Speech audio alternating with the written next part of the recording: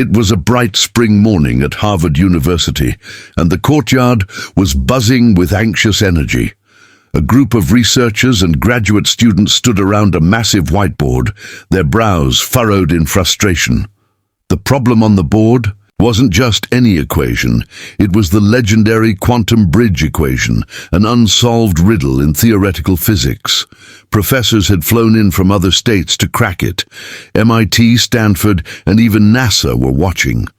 The best minds stared in silence. Equations looped endlessly, logic chains collapsed, and the chalk dust that settled on the ground felt like the remnants of a failed war.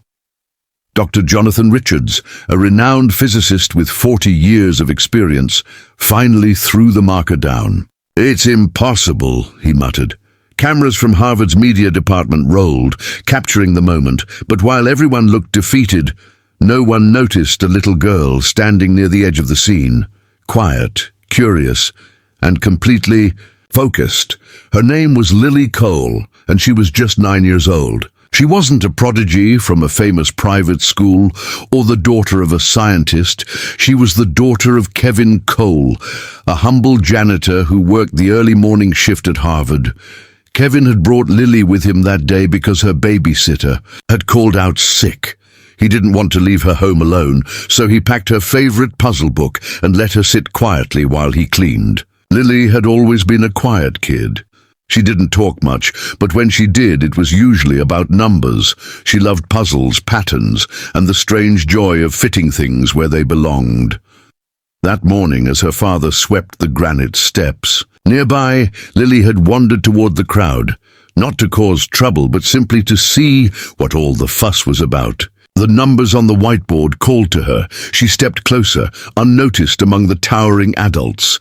The board was covered in loops of equations, symbols, integrals, and quantum notations. To most, it was chaos, but to Lily, it looked like a puzzle, one waiting to be solved. Her eyes danced across the symbols like they were pieces of a jigsaw. Her small hand reached up and grabbed a dry erase marker that had been left behind. Without a word, she started writing.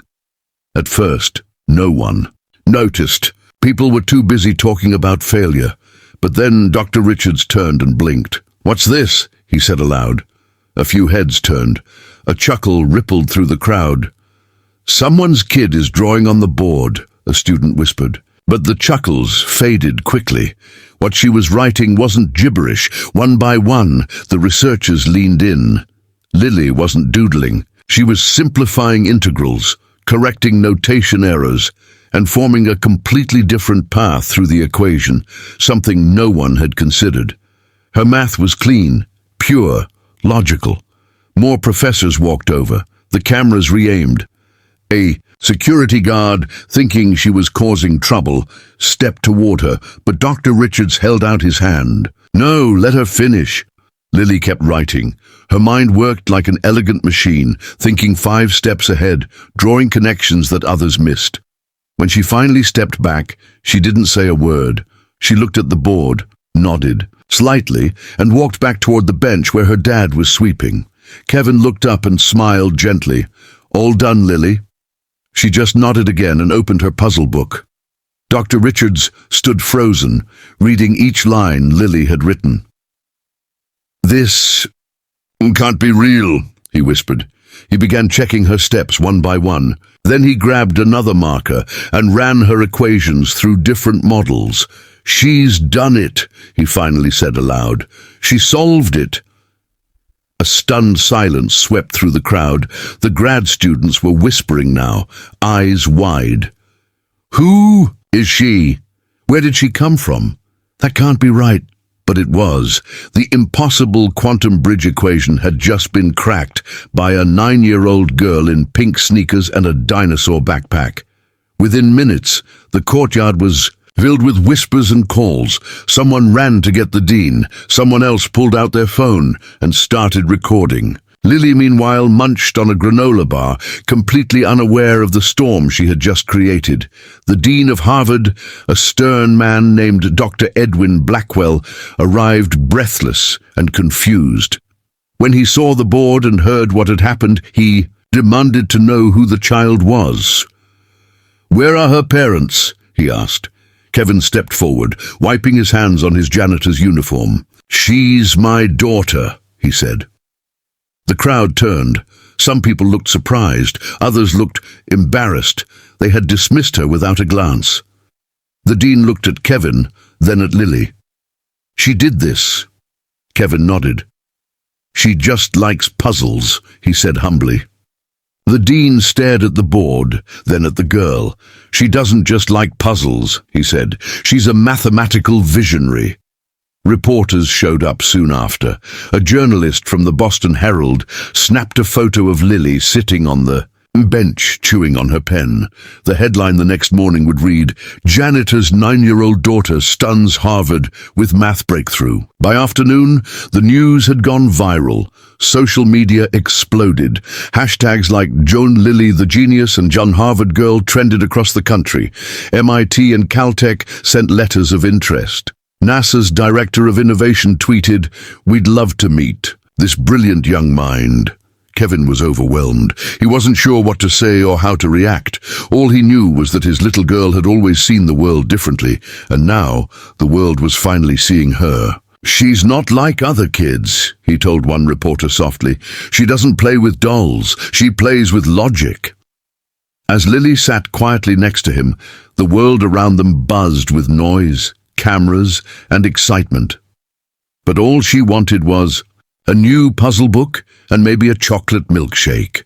Harvard arranged a private meeting with Lily and her father the next morning. Kevin showed up in his only button-up shirt, slightly wrinkled but clean, and held Lily's hand as they entered the Chancellor's office. Inside, Dr. Blackwell and a panel of professors greeted them like honored guests. A scholarship proposal had already been drafted. "We want to build a program around her," the dean said. "Not just to teach her, but to learn from her." Kevin was stunned. "She's only 9, he said. "She hasn't even finished 4th grade. But Dr. Blackwell nodded. "Yes, and she's already far beyond most of our graduate students." Lily sat calmly, swinging her feet under the chair. She wasn't overwhelmed. She was thinking, curious about the new equations they'd mentioned. Kevin's mind spun. He'd scrubbed these very floors for years. Now his daughter was being offered the kind of future he never dreamed was possible. Later that week, they were invited to a televised panel hosted by a science network. Lily sat between 2 Nobel laureates, her feet dangling off the edge of the tall chair. The host asked how she had learned such advanced math. "I didn't," she answered innocently. "I just see it like colors and shapes. It fits together."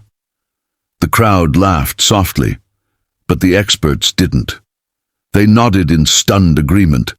Lily's brain wasn't trained. It was wired differently. Kevin watched from the front row, emotional. The camera briefly cut to him, tears in his eyes. A former high school dropout turned janitor. His daughter now sat at the peak of academia.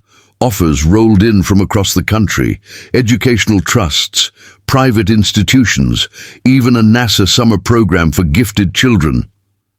Kevin hesitated. He didn't want to push her too hard, but Lily smiled and said, "I just want to help people solve hard problems." Within weeks, Lily was granted a special status as a junior research fellow at Harvard, the youngest ever in the university's 400-year history.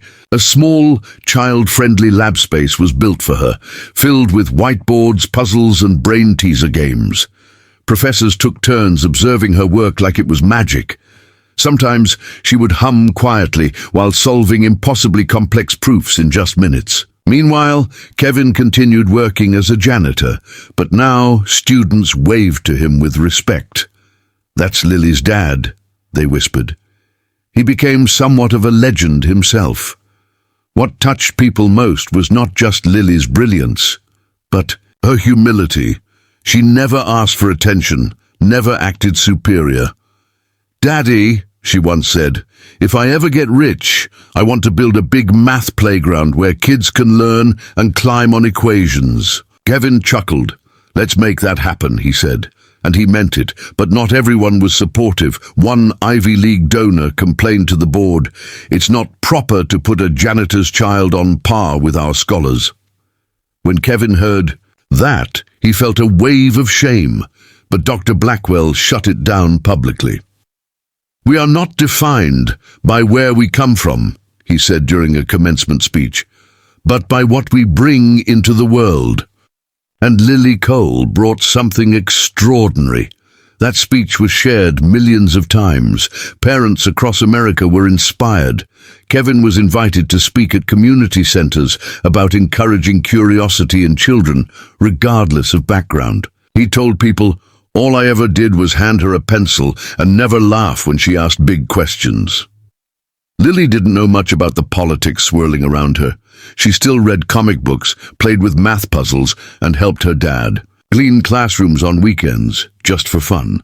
Months passed, and then a call came from NASA itself. They had a real-world modeling problem for a deep space satellite navigation system, one that had stumped their internal teams. Would Lily take a look? Kevin laughed at first. "She's only in elementary school," he said. But Lily eagerly agreed. NASA flew her and Kevin to Florida for a tour of Kennedy Space Center. She wore her favorite blue overalls and carried her math backpack. After 3 days of tinkering in a kid-sized lab they made for her, Lily proposed a radical idea that simplified the navigational feedback loop. When tested, it shaved 18% off signal latency, a breakthrough. NASA's director sent a handwritten note to Kevin. "Your daughter just helped reshape our space program. We owe her, and we owe you." Kevin framed it and hung it in the hallway of their small Boston apartment.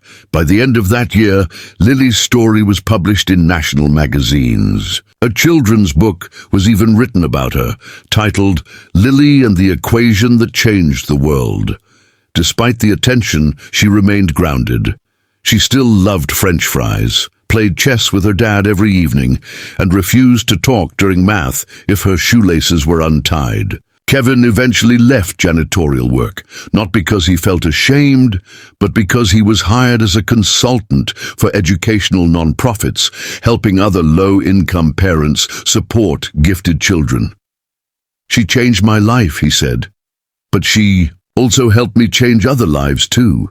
One day, while walking across the Harvard yard holding her dad's hand, Lily looked up and asked, "Do you think I can teach math when I grow up?" Kevin smiled. "You already are, sweetheart. You already are."